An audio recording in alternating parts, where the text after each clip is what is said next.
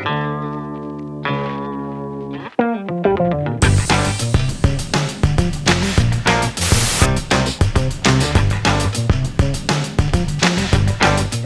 and welcome to the OKC Edge Halloween special.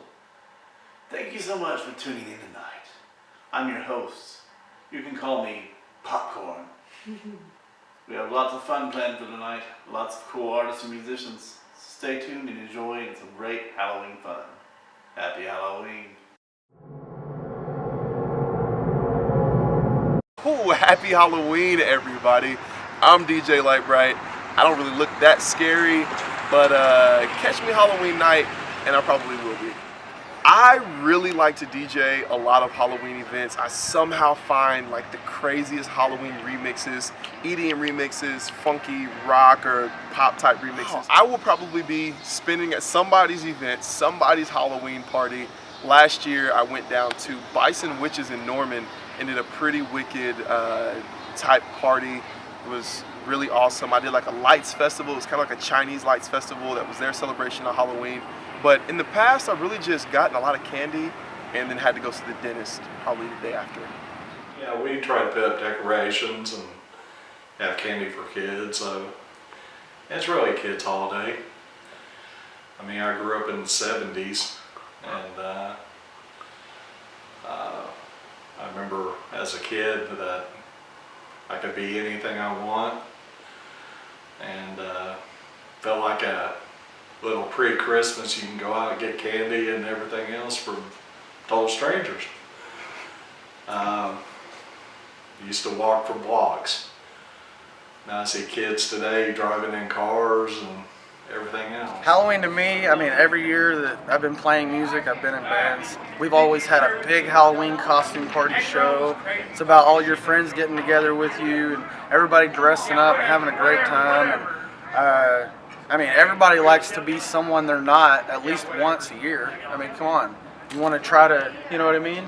You want to have an outlet. You want to do something creative. You know, why not Halloween? Halloween's awesome. Halloween is probably I like Halloween more than Christmas, to be honest with you. It's probably my favorite holiday. Welcome back. And wasn't that some great food for thought? Literally. And here's some more for you. One of my favorite Halloween treats is pumpkins. Especially pumpkin seeds. They're loaded with lots of good vitamins. Great for the brain. Food for thought. Stay tuned for more fun.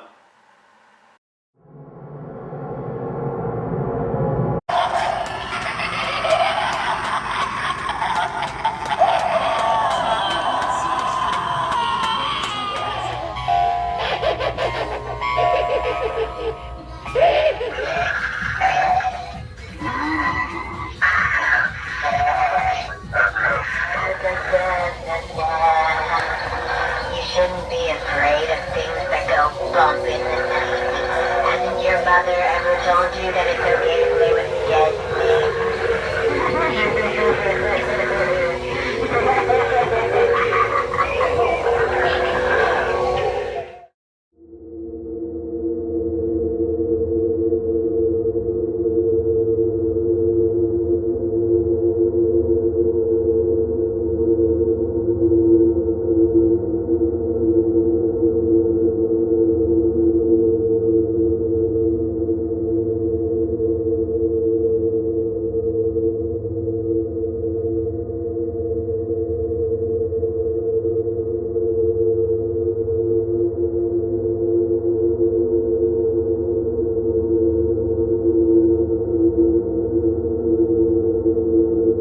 My name's Chris Gurna. I'm the manager of Spirit Halloween in Yukon, Oklahoma.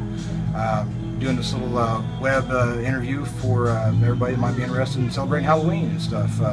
We've got several locations throughout the area. Spirit Halloween is an organization that helps raise money for local hospitals and stuff. Sorry, it's a fog machine, guys. Local hospitals, children's hospital and stuff. We have little fundraiser events that we do just to try to help out the kids and you know, make sure everybody knows that Halloween's not always scary and ghouls. You know, we have a lot of fun with it too and everything. Well, a lot of the licensed merchandise is, by license I mean things like Minions, Star Wars, things like that. We've sold a lot of the little cow masks and stuff like that, which I don't understand. Cows and unicorns for some reason, big, real popular right now. I guess mostly just Star Wars has been real big. Star Wars, Batman. Everybody loves Batman, Honestly, I like to come up with some really off-the-wall stuff. Myself personally, if I was going to pick something here in the store, I'd probably go with Ninja. I know it's kind of generic, but I like ninjas a lot. We've got a really cool little kit that makes it look like you have actually got a ninja star stuck into your skin. One of our special effects kits. I think it looks pretty cool. I think it's important to take Halloween beyond the norm and do things outside of the box. For example, this year I plan on handing out caramel covered onions instead of apples to kind of mess with people, things like that. Little ornery, little rotten and stuff. We decorate the house up and everything like that. Smoke machine, all that kind of good stuff. It's a lot of fun. I've got a Great Dane. I'm gonna have him dressed up for Halloween too. Probably Cerberus, something like that. So I have a lot of fun with it. Pumpkin carving is a tradition in my family. I always look forward to it every year with my daughter, and we have a Halloween village, like a Christmas village, but it's made out of Legos and stuff. We make it there ourselves and lay it out across the living room and stuff. It's pretty interesting because you can change it every year and do a little more with it and kind of make it your own, so it's very, very personal and stuff. Another thing I think is really good is to really explore the trick-or-treat side of trick-or-treating, because it's more just about the treats now. What happened to the good old days when you used to trick people? And I like to hand out minnows to kids whenever they say trick-or-treat. I tell them trick or treat, pick one. Well, if they say treat, I give them the candy. If they say trick, I pull out this little bucket full of minnows. They're flopping everywhere and stuff, and that's always a lot of fun. Teenage boys chase the girls around the neighborhood with it. You can hear them screaming on Halloween. That's a lot of fun. And kids driving off down the street with their parents throwing minnows out the window and things. That's good stuff right there.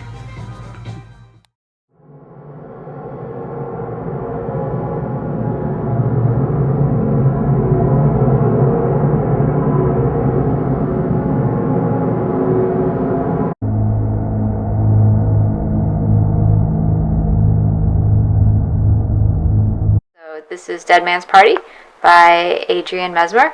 That's me. And it's from this book. Woo! I hate parties. I wouldn't have come to something like this except that Chris asked. Every time he wants something, my head turns to mush and I forget how to say no. And stupid me, I thought we'd be... I don't know what I thought. I guess it doesn't matter, because here I am, standing in the moldy remains of a half-finished roller skating rink. It's supposed to be haunted, one of those cursed places. A girl died back in the 1900s when it was a dance hall, and after that, the place was lost to rumors and ghost stories. The latest attempt to turn it into something was back in the 80s. They got the rink put in where the dance floor used to be, and were building out from there when a worker fell through the roof and impaled himself on a bare beam. The perfect place for a Halloween party, right? Except that I hate parties. And Halloween, and fucking Chris. He's not even acting like we came together. He's over there, through the crowd, writhing around with Cleopatra, looking stupidly hot in his silly cat ears and tight gray t-shirt spattered with blood. The bell on his collar is probably jingling like mad, not that anyone could hear it over the music. His tag reads Winston Churchill, if found, return to Ellie Creed. I didn't get the joke. Cleopatra is wearing almost nothing but eyeliner and dancing too close to him. I'm pretending not to watch them when Frankenstein invades my space and hands me a drink. Hey, pretty, he smiles. His teeth seem overly white, surrounded by the green makeup. I take the drink, only because I'd spent 15 minutes in line earlier waiting for one before I decided it wasn't worth it. But I put on my best snarl and I glare up at him. What are you supposed to be? Frankenstein's monster. Isn't that just Frankenstein? He shakes his head. He's still got that stupid smile on his face. No, lots of people think that, though. Do you want to dance? I look at him like he's nuts, because I think he probably is. No. He eyes me for a bit, I think trying to gauge how easily he can get me into bed. He takes in my messy hair, jeans, and sweatshirt, and nods. You're not going to give in, huh? Not unless you roofied the drink. I didn't. I grin sarcastically and toast our plastic cups. Then bottoms up. I down the shitty beer and hand the cup back to him. Thanks. I look for Chris again. Cleopatra's gone, replaced by a drunk dead hooker hanging limply in his arms. I need a smoke. Outside is windy and cold, and it takes a few tries to get my lighter going. Next to me is a girl in a skimpy nurse's outfit, covered in wet-looking stage blood, shivering. I've never understood some girls' desire to give themselves hypothermia. Freddy Krueger jumps around the corner, grabbing the nurse. She screams and slaps him on the arm. He laughs and heads into the building.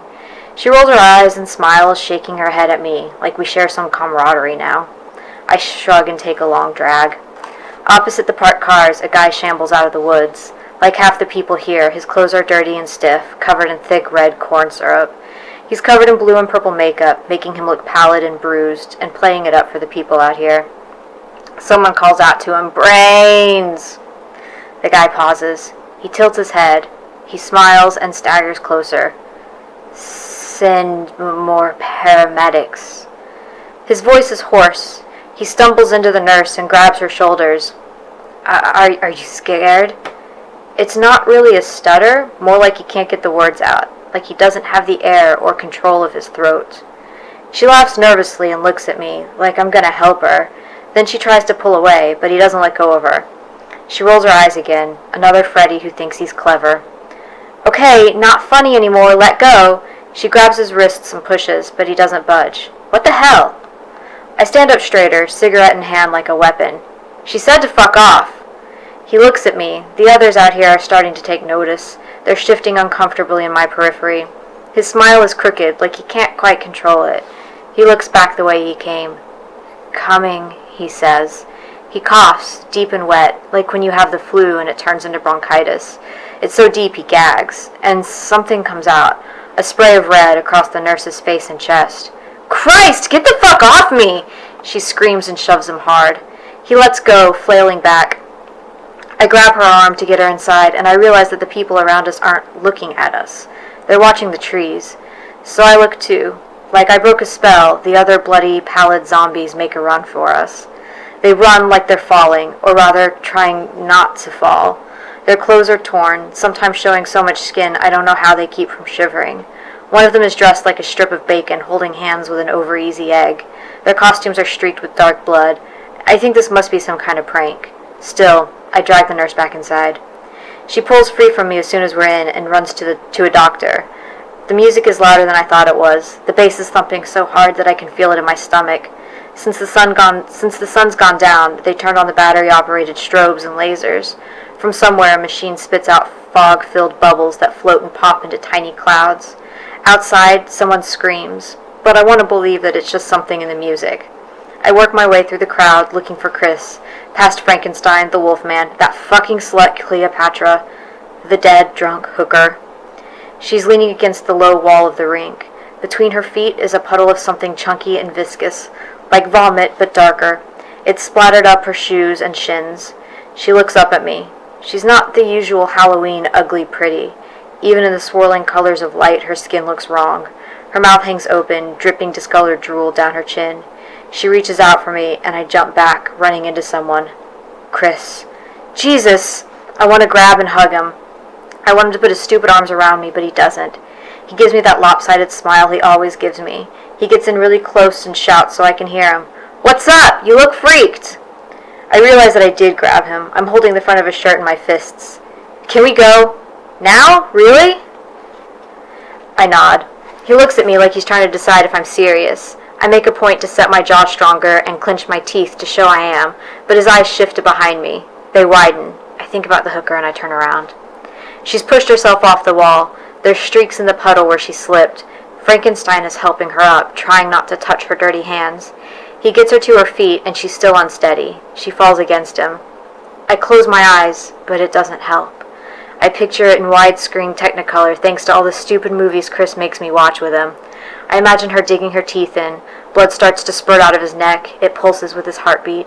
She pulls, stretching and tearing the skin. Chris's fingers weave into mine. I open my eyes to look at him. He's watching the hooker and Frankenstein. The blood on the floor looks black in the shifting lights.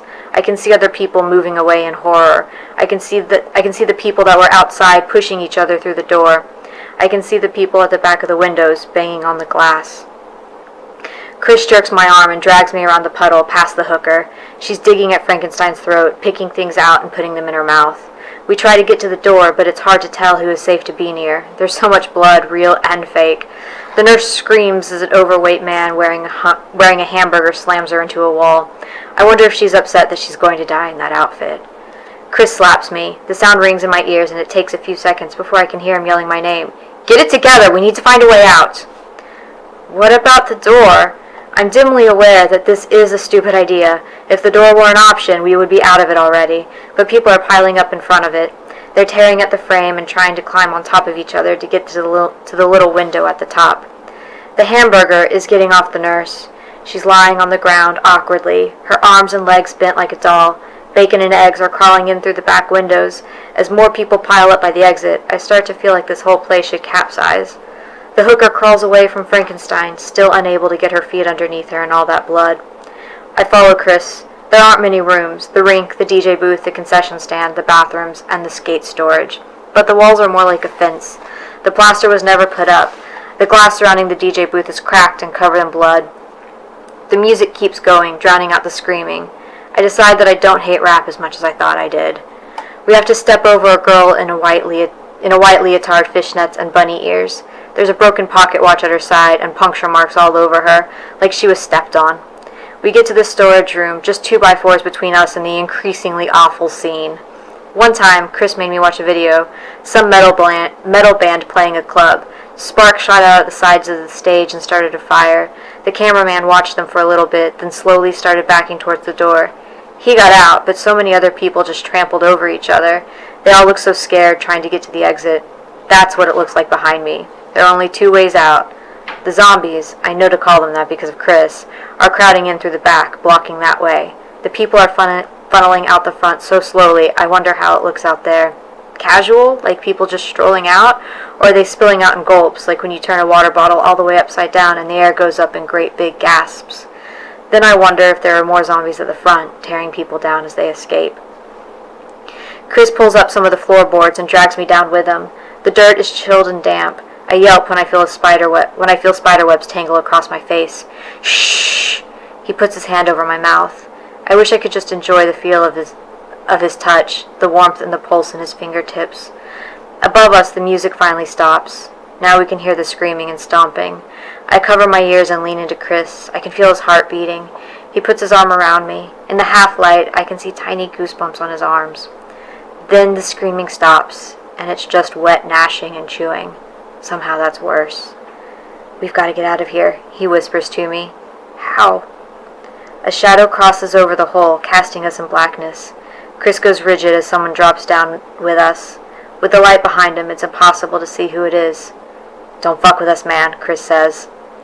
Send more paramedics. The end.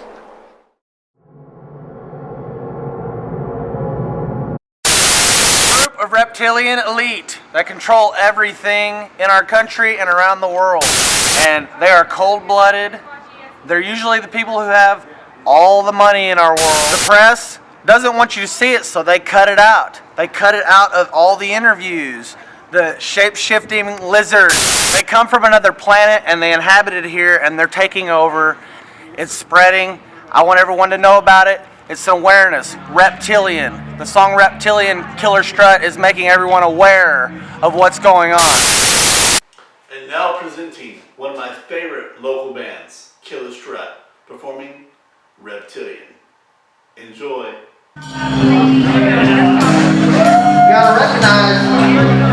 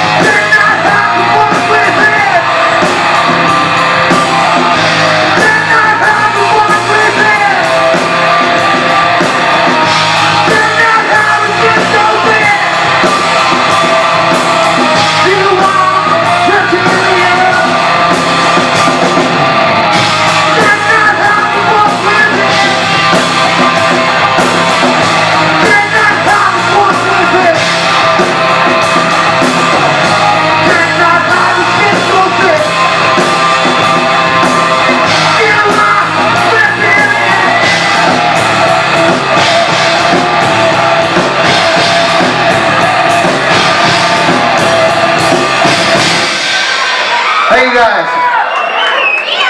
The reptilian elite is out there. They are watching. Well, hello there. Welcome back. We want to thank you so much for joining us this evening.